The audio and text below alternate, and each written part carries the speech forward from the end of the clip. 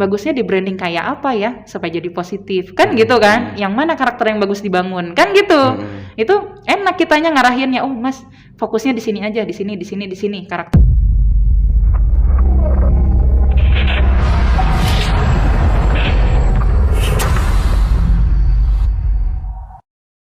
Kemudian bagaimana cara membangun personal branding itu, Mbak? Cara membangun personal branding itu pasti sebetulnya kalau orang yang nggak pernah ngeh ya sama personal branding itu agak sulit sebenarnya mas, karena memang butuh latihan, butuh praktek berulang-ulang gitu. Pertama kita harus mengenal diri sendiri dulu, itu paling penting. Sering kali nih saya ngajar nih untuk personal branding ya, saya tanya, Mbak itu orangnya seperti apa? Saya kayak apa ya Mbak? Dia nggak kenal dirinya sendiri mas, itu bahaya banget. Gimana kita mau membangun personal brandingnya kan? Kalau tidak kenal dirinya sendiri. Iya, bener. Itu saya makanya sering kali misalnya orang private nih sama saya itu lebih enak ya karena kita fokus sama dia kan, jadi kayak konsultasi gitu. Pertama yang dibangun adalah dirinya sendiri dulu. Mau dirimu tuh kayak apa sih, kelebihan kekurangannya masa nggak tahu gitu kan? Sering kali orang tuh nggak tahu loh, nggak ngenalin dirinya sendiri. Saya nih siapa? Saya ini punya tujuan hidup seperti apa ya kan? Saya karakter positif negatifnya saya apa? Itu harus tahu dan diakui dan disadari gitu. Itu yang paling penting. Karena kita paling nggak mau ngakuin negatifnya kita kan. Cuma positifnya itu yang paling susah. Kalau orang yang nggak mau mengakui kekurangan dan kelebihannya sendiri pasti susah bangun personal branding. Karena apa, tujuan personal branding adalah menutupi yang negatifnya sebetulnya. Dengan kita menguatkan yang positifnya, orang tuh lupa sama negatifnya gitu loh. Artinya sebenarnya kalau kita lihat juga beda-beda tipis ya antara pencitraan dengan personal branding ya. Iya, cuman personal branding efeknya kan lebih positif karena memang menjadi diri sendiri, bukan menjadi orang lain. Kalau pencitraan menjadi orang lain, kadang nggak sesuai dengan karakter dia. Yang penting misalnya publik sukanya apa sih? Oh, pemimpin yang begini misalnya. Kita ikutin gaya, padahal bukan kita banget gitu loh. Iya, betul. Tapi kalau orang personal branding, saya gini, Anda harus ikutin saya.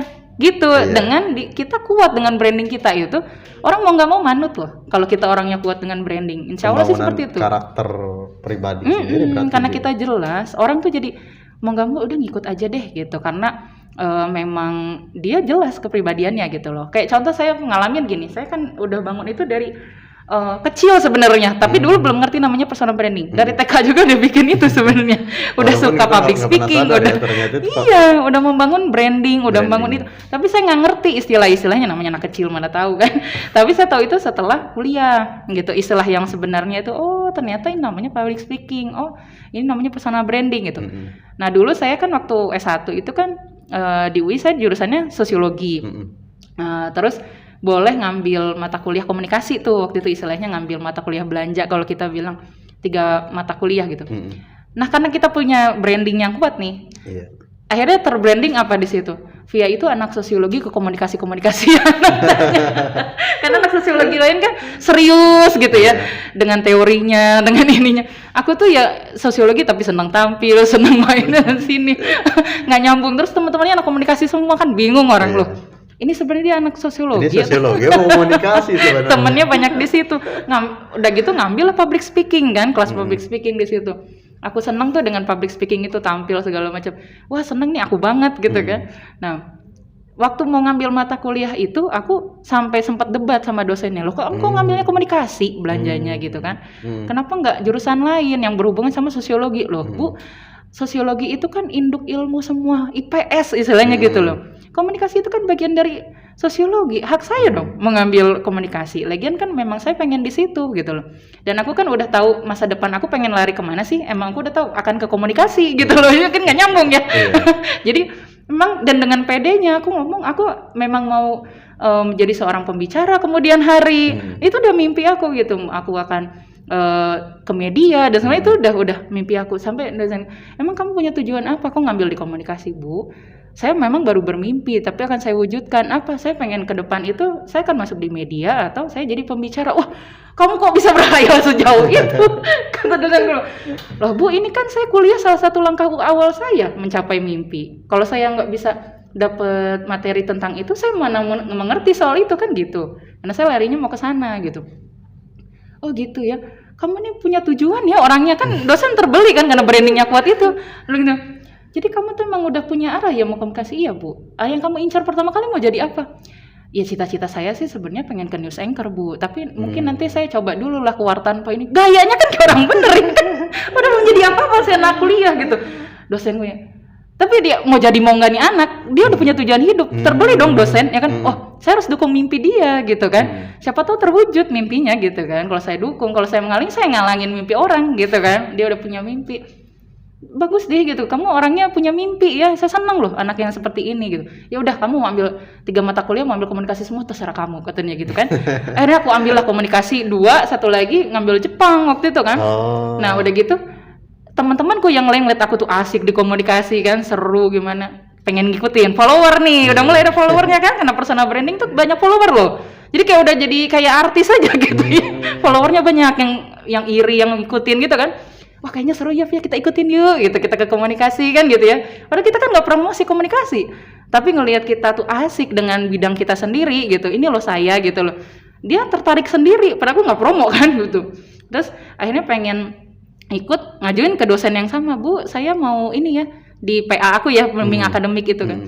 Bu saya mau ngambil komunikasi juga. Ah kamu itu pasti ngikutin Via kan, karena Via tuh asik ngambil komunikasi. Nggak ada, saya nggak mau tahu ya, kalian nggak boleh ngambil komunikasi selain Via. Nggak diizinin Mas. Cuma aku dong konsistensi ya. Iya, karena aku tuh ngambil itu bukan karena orang lain. Dia bilang, Bu kenapa ibu pilih kasih kok Via boleh, saya enggak gitu, anak kesayangan ibu ya kan gitu. Oh saya bukan masalah anak kesayangan, Via itu ngambil itu karena dia udah tahu tujuan hidupnya mau kemana ke depan itu. Kalau kamu emang tahu kamu ngambil komunikasi itu mau kemana arahnya, nggak tahu Bu, ya makanya nggak usah ngambil. Kalau cuma ikut-ikutan orang buat apa, ilmunya nggak manfaat buat kamu. Kalau dia kan udah tahu saya dari sini alahnya mau ke sini mau ke situ gitu kan. Jadi dia dapat ilmu itu akan dia terus bawa itu loh buat capai mimpi. Itu saya dukung. Itu sampai kayak gitu loh saya. Aku bilang, padahal kita kan cuma ngomong begitu, bukan Bu ikutin saya ya kan, enggak kan gitu. Tapi dia, oh iya. Terus aku mau skripsi nih, waktu mau skripsi dosen beda lagi nih. Dan sekarang udah jadi ketua prodi di sosiologi kan. Dulu masih wakil ketua atau apa waktu itu saat itu ya. Udah dia juga agak keras dosennya sebelumnya gitu kan, agak keras, artinya susah diinin lah sama mahasiswanya. Bahkan sempat ada yang nggak lulus lah sampai DO kan gara-gara dia.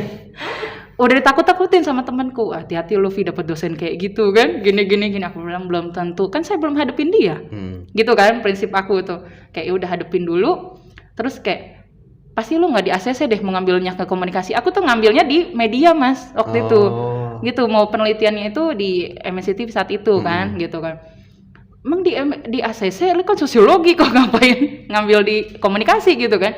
Udah pokoknya aku tuh sampai judul tuh aku setir juga biar bisa ngambil komunikasi. Judulnya tuh dibikin ada komunikasinya begitu, ada ini ya. Iya pokoknya gimana caranya, itu kan ada teori tentang ini, oh ini bisa nih dipakai di mana aja. Pokoknya yang penting kepengenku tuh nyampe gitu kan tentang media. Udah gitu Via kamu kenapa bisa ngambil media? Bu karena begini, jelasin sama aku, manggilnya Mbak kan, gaul kalau di sana manggil Mbak gitu. Mbak gini loh, saya mau ngambil tuh karena begini. Oh gitu ya Via, dia mau ngelarang aku tapi ini anak tahu tujuannya mau ngapain, tapi dia kuat banget statementnya kan. Ya udahlah saya ACC lah, maunya kamu gimana, saya tahu lah, percayalah sama kamu, terserah kamu ngambil apa. Bener ya Mbak, iya. Udah gitu, tapi saya tantang nih katanya. Tantang gimana? Jadi metode kuliah kan kita kalau bikin skripsi kan ada kuanti sama kuali ya Mas, iya kan? Kuantitatif, kualitatif. Iya. Ini aku disuruh ngerjain pakai soft system methodology Mas. Itu baru denger kan? Dan itu di angkatanku, bukan di angkatanku. Di sosiologi itu waktu itu baru ada tidak nyampe 10 orang yang ngerjain itu. Dengan soft system metodologi itu. Nah di angkatanku satu-satunya aku yang pakai itu. Dan itu nggak diajarin di kuliah kan, belajar sendiri Mas. Yang penting nih dosen mau ACC aku bilang, saya akan izinin kamu satu syarat, kamu harus pakai soft system methodology. Itu apa Mbak? Ini intinya, kamu pelajarin sendiri. Caranya gimana? Nyari tahu kalau senior yang sebelumnya, pokoknya segitunya demi dapet ACC. Iya, saya siap gitu. Bener ya kerjain gitu, saya ACC keinginan kamu. Iya, saling menantang kan. Akhirnya aku kerjain sampai dosenku salut. Via ini orangnya ditantang maju ya.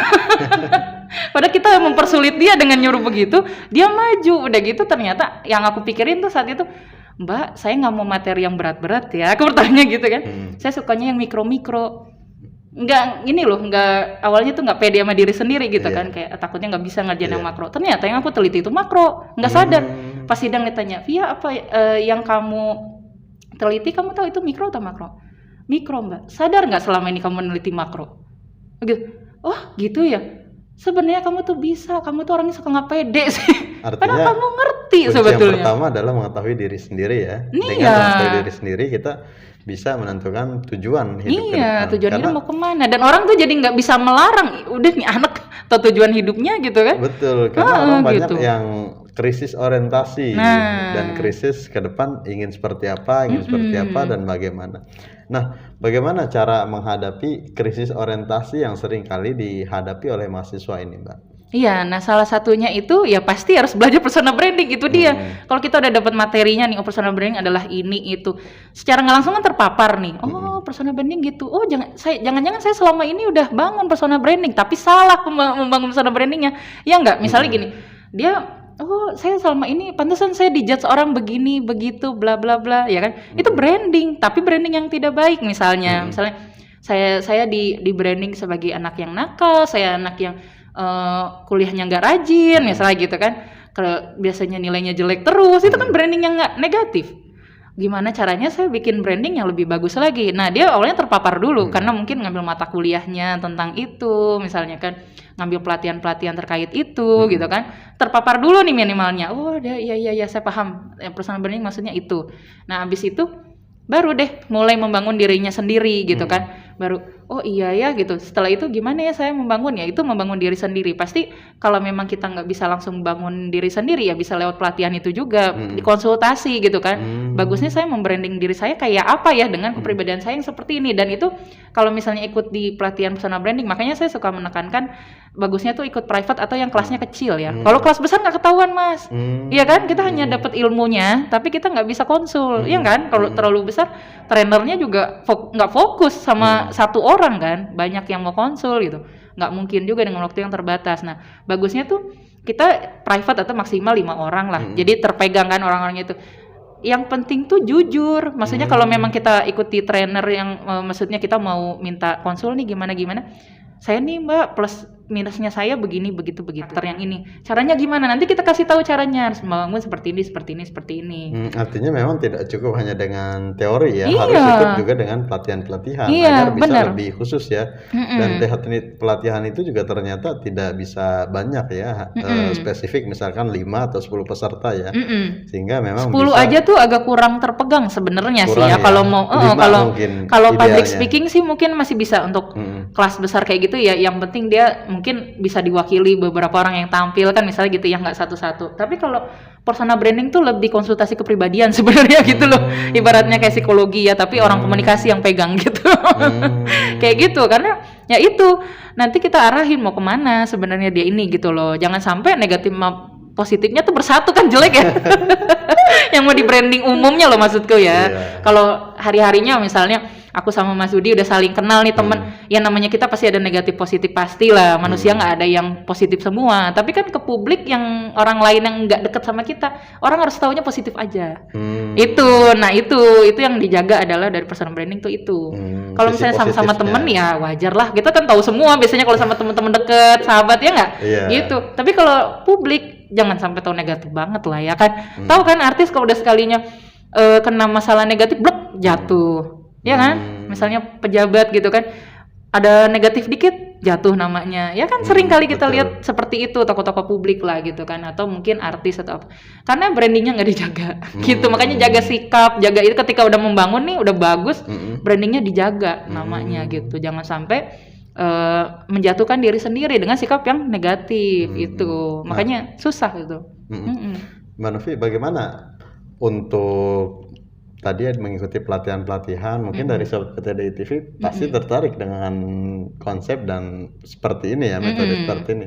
Bagaimana jika sahabat PTDI TV ini ingin mengikuti pelatihan personal branding? Nah, kalau untuk pelatihan itu sebenarnya kita bisa ngasih tahu 2 cara Mas untuk dapat itu. Kalau misalnya teman-teman nih yang misalnya masih SMA ya kan, SMP nih, ada yang nonton gitu kan, ternyata hebat juga sih ya, udah mikirin mau membangun personal branding. Nah bisa tuh nanti kalau misalnya mau kuliah bisa di PTDI ini Mas gitu, karena di sini kan ada jurusan-jurusannya juga nih, kebetulan ada komunikasi juga ya di sini gitu kan, ada KPI itu kan ada juga tentang personal branding, public speaking. Nah itu emang pas yang saya ajar juga kan itu ya tentang itu bisa terpapar dulu, minimal terpapar lah di situ. Pasti juga ada pelatihan-pelatihannya juga kan di kuliah itu. Nah kalau misalnya memang tertarik itu lebih bagus masuk di jurusan itu, artinya memang pas di jurusannya gitu kan. Saya aja dulu mengawalinya tidak langsung di komunikasi kan, ketika S2 baru di komunikasi gitu.